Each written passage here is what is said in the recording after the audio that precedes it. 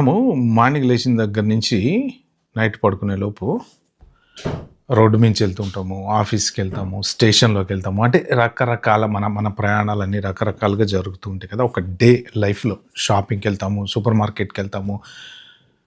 మనల్ని ఎంత కీన్గా ట్రాక్ చేయొచ్చా, అసలు మనం ఏం చేస్తున్నాము, ఏం మాట్లాడుతున్నాం, ఎవరితో మాట్లాడుతున్నాం, ఏం పికప్ చేసుకుంటున్నాం, సీసీటీవీ ద్వారా డీటెయిల్డ్గా మనల్ని ఆర్టిఫిషియల్ ఇంటెలిజెన్స్తో ట్రాక్ చేయొచ్చా అంటే 100% చేయొచ్చు. ఇది ఒక డేంజర్ జోన్కి వెళ్ళబోతుందేమో అని నాకు అనిపిస్తూ ఉంటుంది. ఎందుకు అంటే ఈ పర్టికులర్ వైరల్ న్యూస్ ఒకటి, బెంగళూరుకి సంబంధించినటువంటి ఒక సాఫ్ట్వేర్ ఇంజనీరు ఆయన ఇంట్లో సీసీటీవీ కెమెరాని క్లాడ్ ఏపీఐకి లింక్ చేశారనమాట.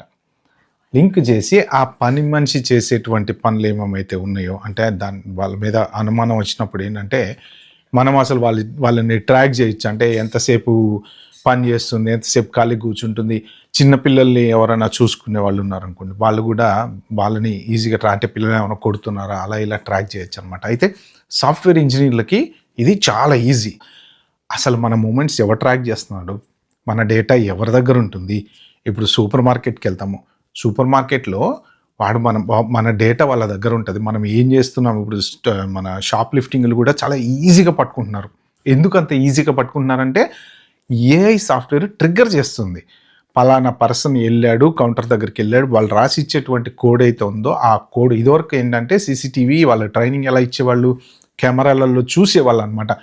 వీడు ర్యాక్ దగ్గరికి వెళ్తున్నాడా, వాడు తీసుకున్నాడా, జేబులో పెట్టుకున్నాడా, ఇది చూసి వాళ్ళని పట్టుకునేవాళ్ళు. ఇప్పుడు అసలు వాడు చూడాల్సిన అవసరం లేదు, అంత డీప్గా దాని మీద పెట్టుకోవాల్సిన అవసరం లేదు. సింపుల్గా ఆ ఇమేజ్ ఫ్రేమ్స్ అన్నీ త్రూ పైథాన్ స్క్రిప్టో జావా స్క్రిప్ట్తోనో కనెక్ట్ చేస్తే ఆటోమేటిక్గా ఇన్ఫర్మేషన్ టక టక టక టక టక వచ్చేస్తుంది అనమాట.